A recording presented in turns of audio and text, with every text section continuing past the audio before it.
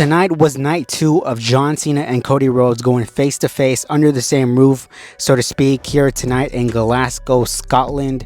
Tonight, really for the most part, was a rinse and repeat of what last week's promo was from John Cena. John Cena kicked off the show here tonight. He mentioned the one kid last week that that got ridiculed by John Cena. Mentioned how that kid is now a meme, and sort of used it to play into his favor. How his point is that the fans are terrible, they're awful, they'll eat everything up, and they're not really with Cena, and they never been with Cena, and they're awful people. He mentioned April 2005. He said this has significance because in April 2005, when he just won his first WWE Championship, he introduced the Spinner Championship belt. And that Spinner Championship belt, to a lot of people, was considered an embarrassment. For me, when he mentioned this, I popped because I grew up around that era, around 2000s, late 2000s. So the Spinner Championship, to me, I can get why people, wouldn't like it, so to speak. But I, obviously, like I said, I grew up around that time. So to me, I have nothing but good memories when it comes to that championship belt. But he mentioned how everybody back then was super against that title. How John Cena tried to do something nice for everyone, but everyone just sort of spat it back in John Cena's face. He said that when he wins the 17th World Championship, he's going to retire as the real world champion, and he's not going to show up anymore, forcing us to create a new toy version of the WWE Championship. Afterwards, Cody Rhodes comes out, confronts Cena. He says, before you have the WWE Championship, you need to take it away from me. You don't need to take it away from them. Cody Rhodes challenged John Cena here to sort of throw hands here, but John Cena left, and Cody Rhodes stood tall once again, with Cena uttering no words against Cody Rhodes. Now, I've noticed this. It feels like John Cena, it's almost like John Cena against the fans rather than John Cena against Cody Rhodes. And also, this is the second week where Cody has stood tall against Cena, right? Because Cena, if he wanted to, right, if they gave him permission, he would go absolutely nuts on the mic against Cody Rhodes. To my knowledge, that's because they want their champion to look strong going into WrestleMania. But the main thing that I got out of this segment was, so John Cena, there's two routes that they can go with John Cena. And to my knowledge now, it seems more unlikely that John Cena is going to lose at WrestleMania, because the verbiage that he said was, when I win the WWE Championship, I will retire as the real world champion. Unless he does the CM Punk 2011 where he wins the title and then comes back as somebody like a CM Punk is WWE champion again by then, and we can run CM Punk against John Cena, only this time with the roles reversed. If they did this, I would be game for it, absolutely. But to my understanding, this just kind of reiterates the fact that John Cena might end up losing at WrestleMania. This might just be a 1 month, 2 month heel turn, and then maybe we get the actual 17th World Championship as a babyface moment, because that's more of a babyface moment than it is a heel moment.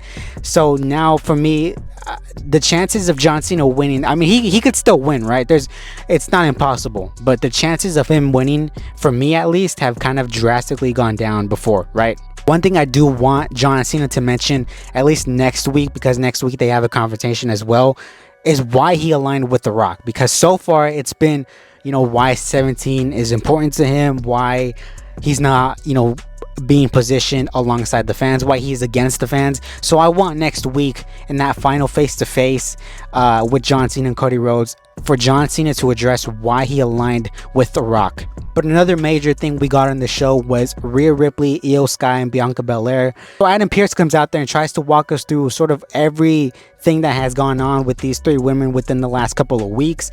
He says that Rhea Ripley is not added to this match, that Rhea Ripley simply just wants to call her shot whenever she wants to, but it's Bianca Belair's turn. She won the Elimination Chamber. Out comes Io Sky. She demands that she wants to take both of them on. Out comes Bianca Belair. She's sort of pissed off that she doesn't want the match to be a triple threat with Rhea, and obviously who would, right? And Rhea comes out here and says that she doesn't give a damn about WrestleMania. She just wants her title back. So Adam Pearce makes this match for next week, Io Sky against Rhea Ripley for the Women's Championship, with Bianca Belair taking on the winner. And later on, Adam Pearce doubles down and makes this a world championship only with Bianca Belair as the special guest referee. So definitely not a conflict of interest there. Definitely not going to end up in some sort of fuckery between all three women. And again, they're sort of prolonging this until we get towards WrestleMania, which we're like 3-4 weeks away.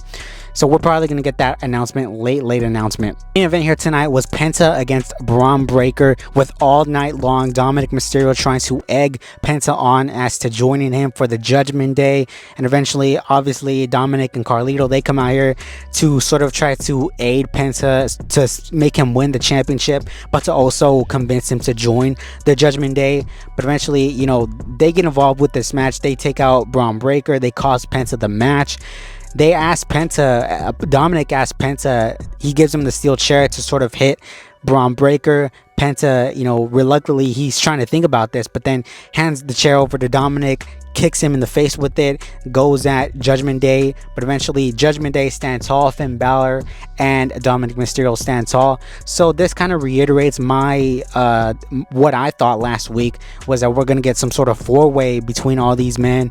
But again, I'm not really for a four-way match. I think four ways, especially now in this season, it's going to be very, very redundant. I'm not, you know, the biggest fan of multi-man matches, but this WrestleMania season is going to be filled to the brim with multi-man matches. So got a CM Punk promo here where he essentially said that this coming Friday there's going to be a contract signing between Punk, Reigns, and Rollins.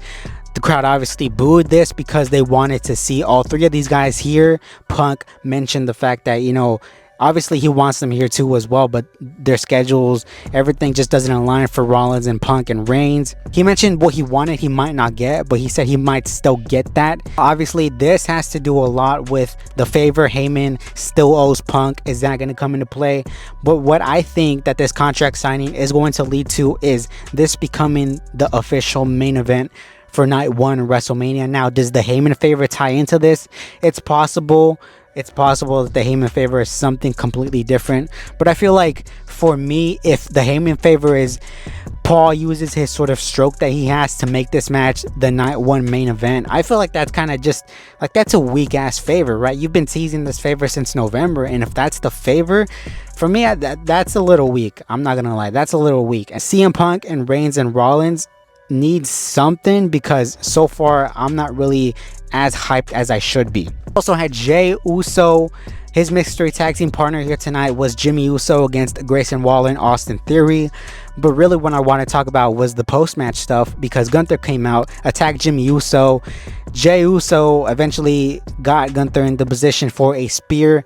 Jey Uso slipped with the spear, causing Gunther to take advantage to put him in a sleeper hold until Jimmy got back involved and took out Gunther. But, you know, this is very interesting, because last week everybody was clowning on Jey Uso. Everybody was clowning, you know, about the splash, the over the top rope splash he delivered, you know, just clowning Jey Uso. But they've actually kind of taken that and made that into a storyline here.